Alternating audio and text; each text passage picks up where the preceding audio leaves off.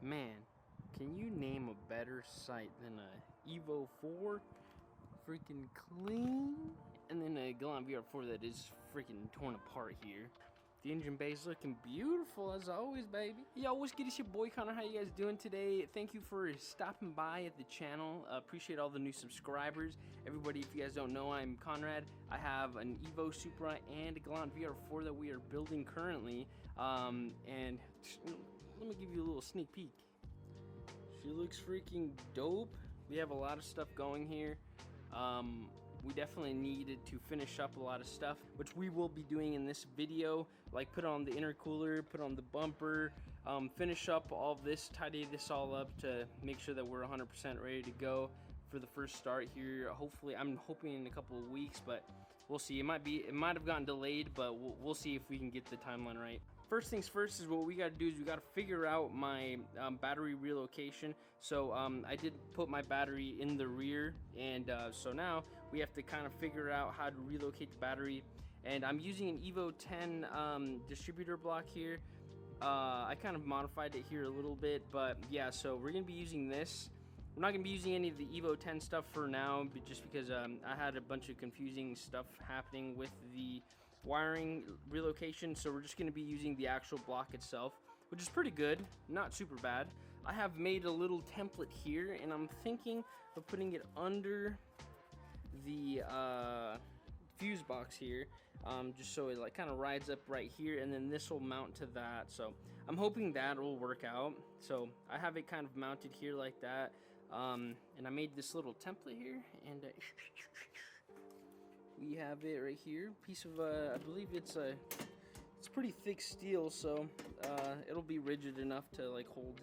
Everything should be good to go. But yeah, we're gonna have to cut this out and then drill a hole exactly where we need it to be. And I believe it should be right there, but all right, let me cut this out real quick, and hopefully it doesn't look nasty. Let's get her done. Bam. All right, so that's pretty much the setup here. It doesn't look terrible, honestly.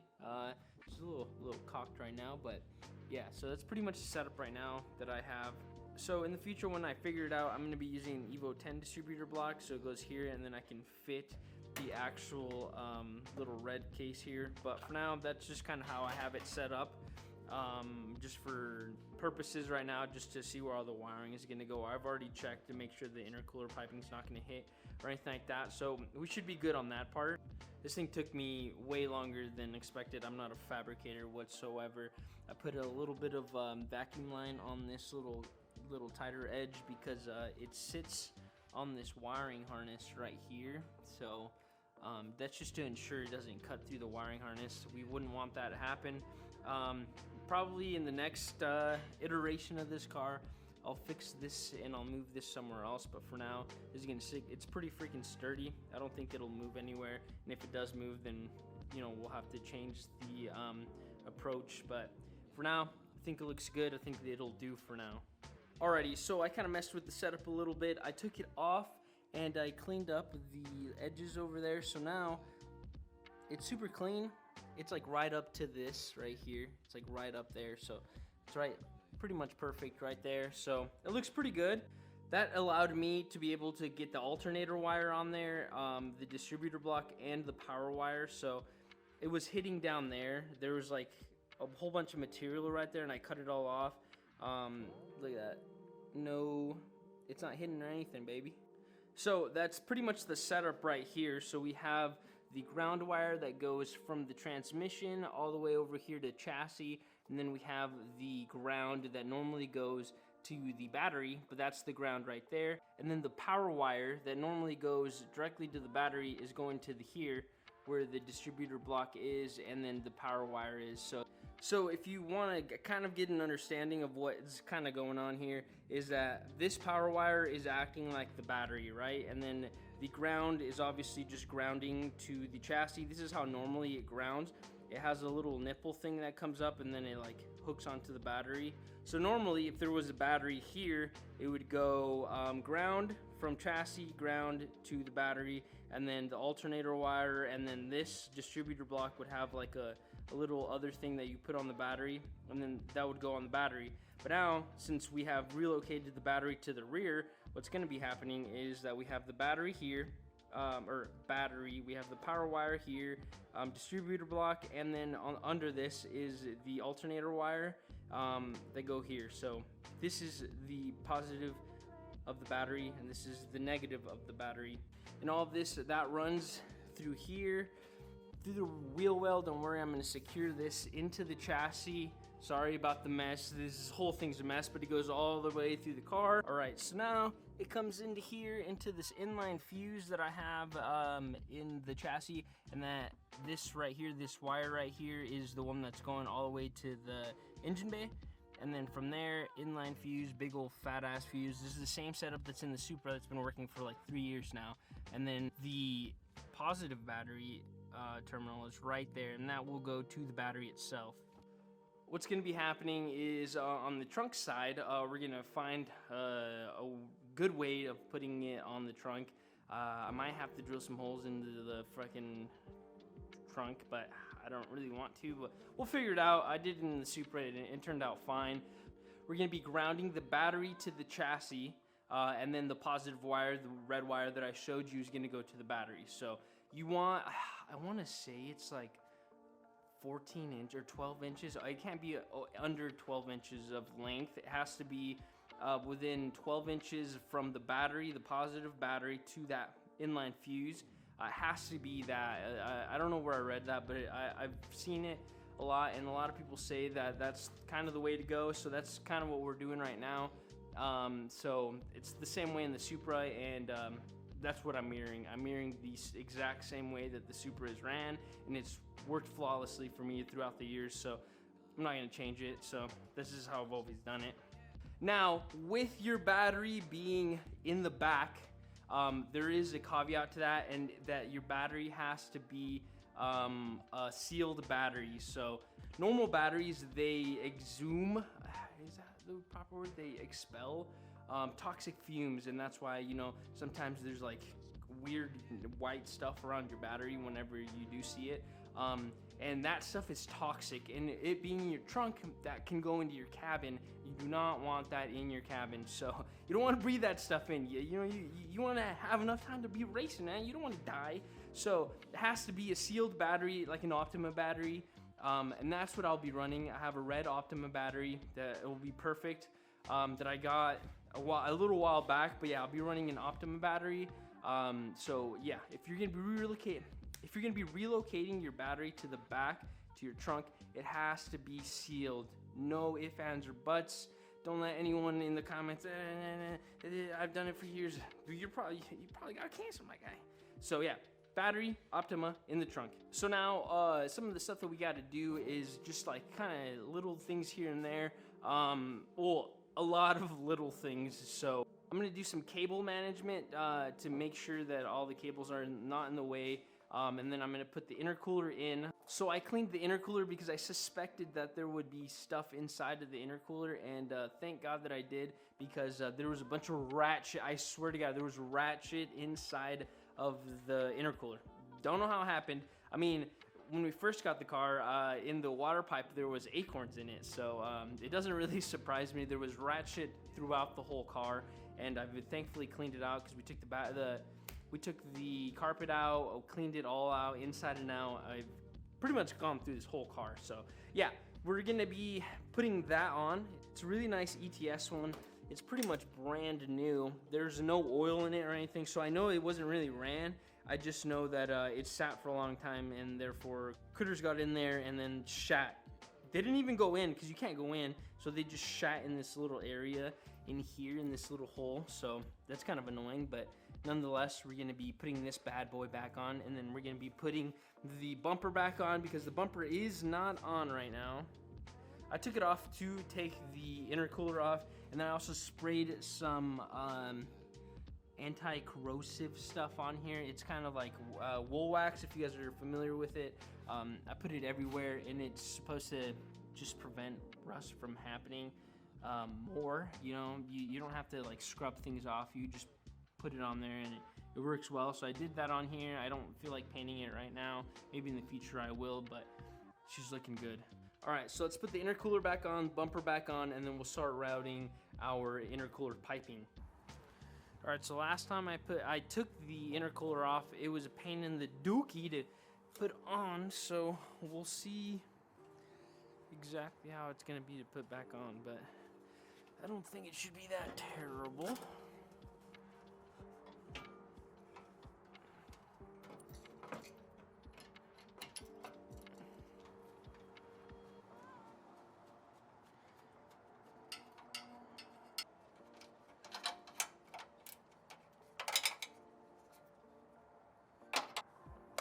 Alrighty.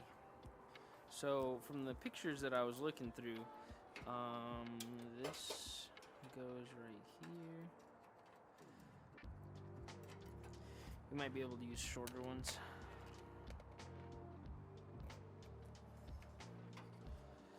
It is ugly. At this point, I don't really give a shit. The whole car can't be beautiful. Ready to rumble. Keep scratching my paint. My Walmart paint job. Really wish I would have. One regret that I do have is that I didn't do better with the paint on the engine bay. It looks good, but it's not to my standard of perfection, so it's all good. Shit happens.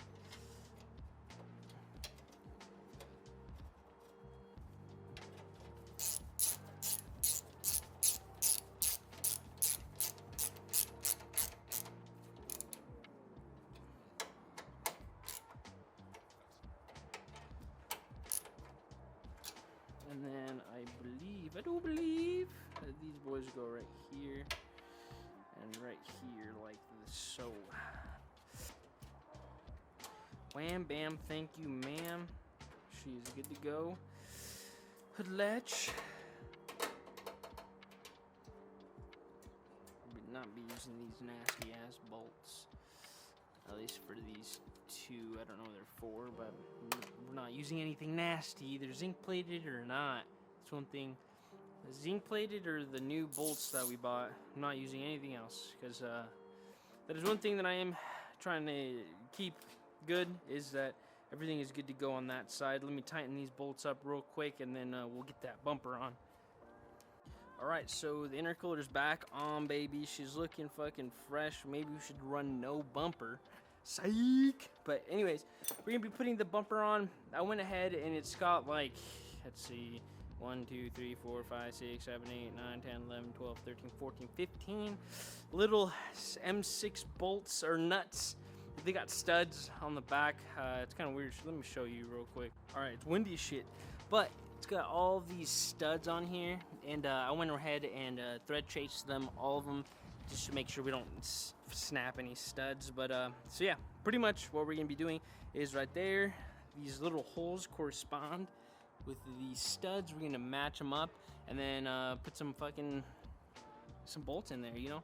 Not super crazy. It's not like a Evo, a bumper, or a super bumper. It's pretty simple. There's no clips. Very, very old timey car. Alright, after freaking like an hour, I got it on.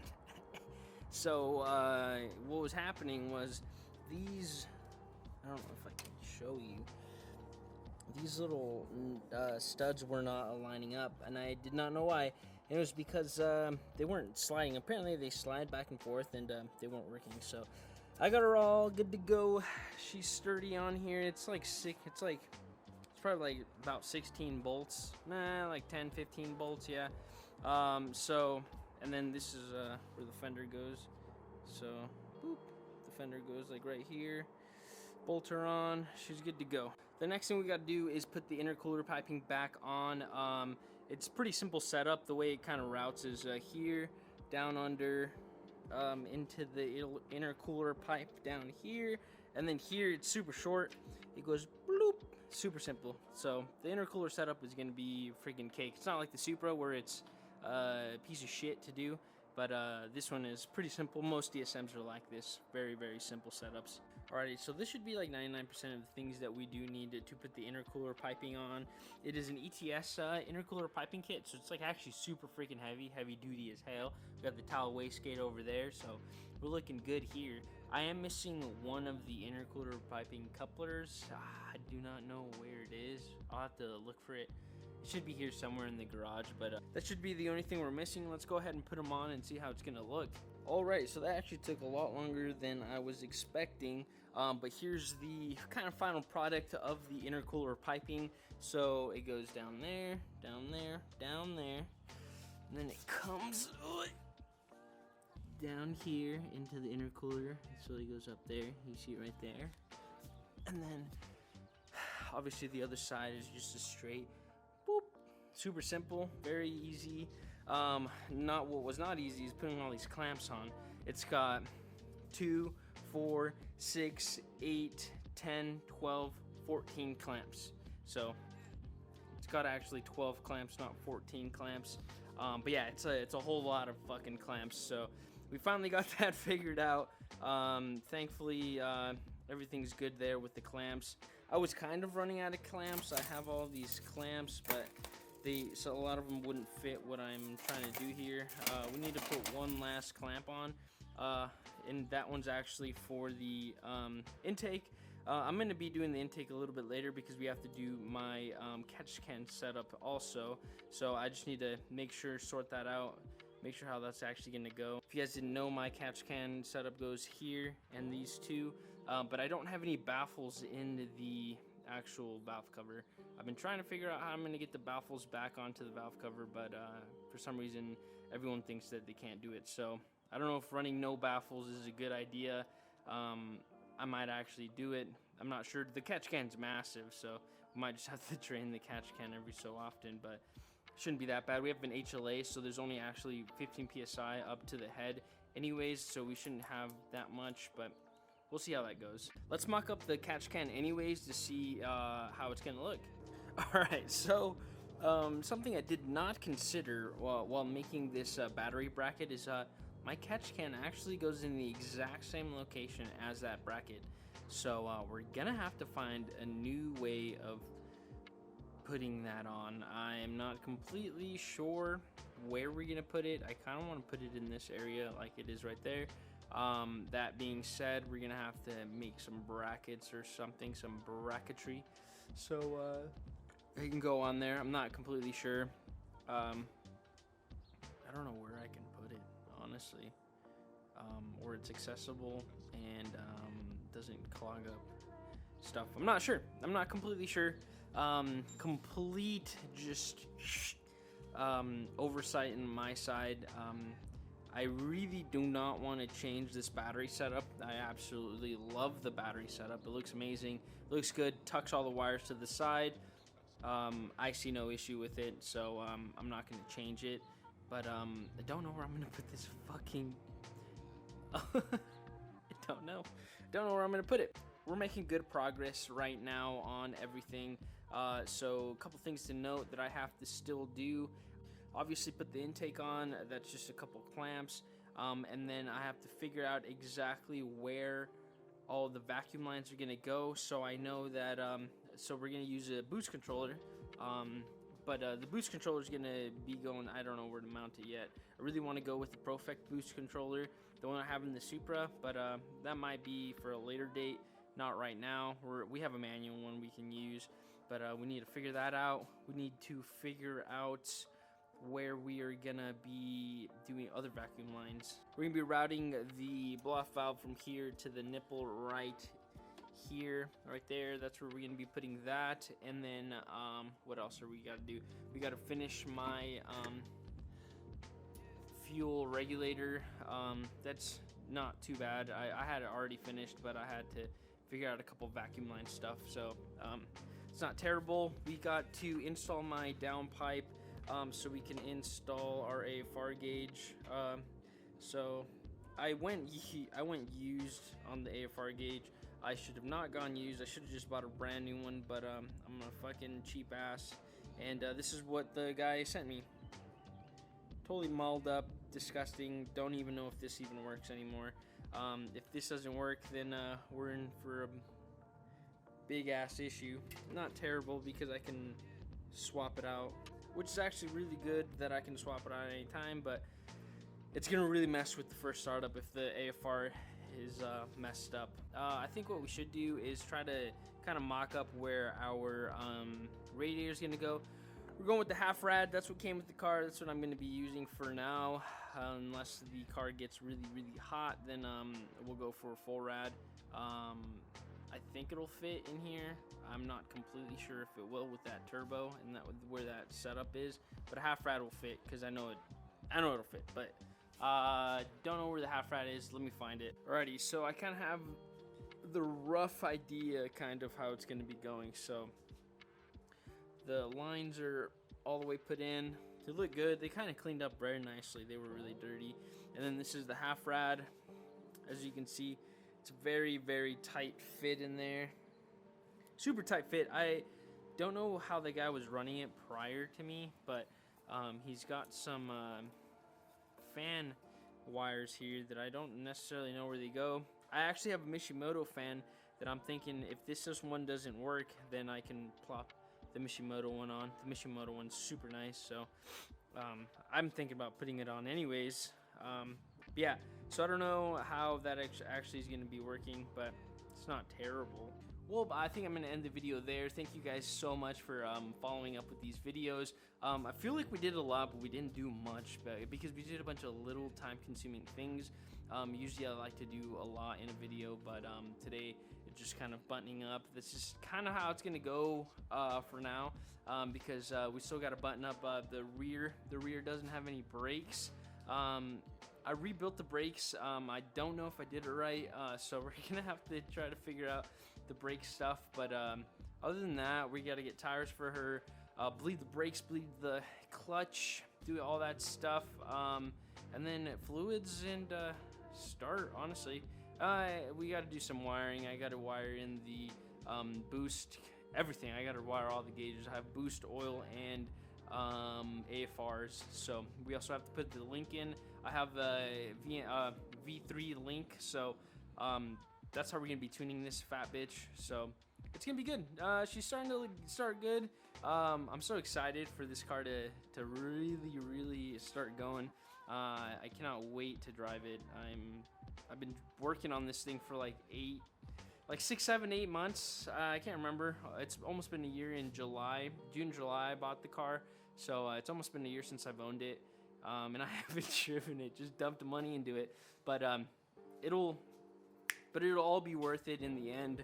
I am sure of it. Anyways, thank you guys so much for watching this video. Like, comment, and subscribe if you guys want to keep up with me. And if you guys just have questions or anything like that I'm doing, let me know in the comments. If you guys like the shit I'm doing, if you guys don't like the stuff I'm doing, let me know. You guys have a wonderful day. I'll see you guys in the next one. Bye-bye.